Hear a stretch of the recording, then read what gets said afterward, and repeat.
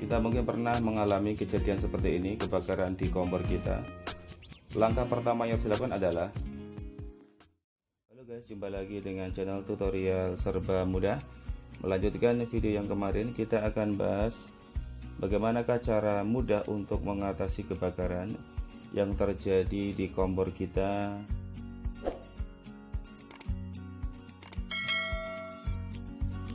Sering terjadi ledakan tabung gas LPG yang berakibat pada kebakaran yang membahayakan. Kadang bukan hanya dapur yang terbakar, tapi juga merembet ke bagian rumah lainnya. Bahkan rumah yang berdekatan pun ikut terbakar. Tentu ini sangat merugikan dan membahayakan bagi keselamatan satu lingkungan. Maka berikut adalah hal-hal yang harus diperhatikan. Kalau kita menempatkan tabung LPG, baik kecil ataupun besar, sebisa mungkin diletakkan pada tempat yang terbuka.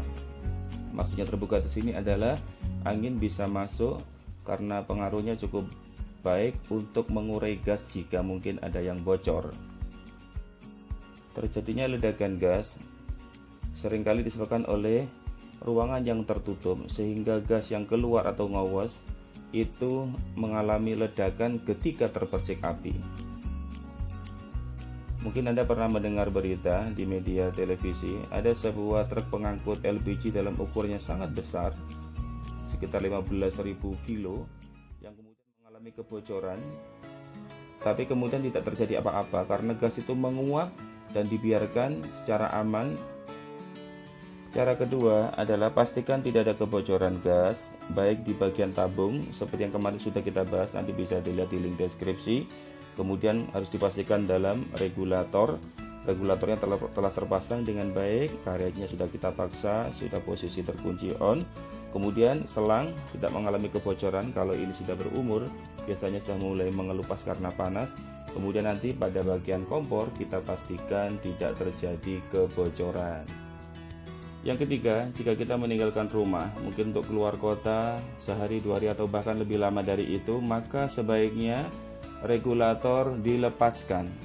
Kalau regulator dilepaskan dari tabung, maka ini akan menghentikan suplai gas ke kompor, yang berarti potensi kebakaran bisa dikurangi. Nah, seperti yang saya bilang tadi, apabila kita mengalami kebakaran di kompor kita, maka jangan panik, kita tetap sabar atau berani untuk mematikan kompor. Kemudian segera untuk kita lepas regulator, kita lepas. Nah, ini sudah satu langkah aman, jangan takut. Maka langkah berikutnya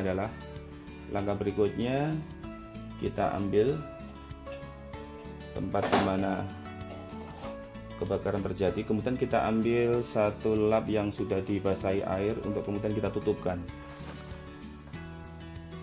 Nah, ini langkah aman. Pertama, gas sudah tidak mengalir karena regulator sudah kita lepas. Kedua, api akan mudah untuk terpadamkan karena kain yang sudah dibasahi. Selamat mencoba.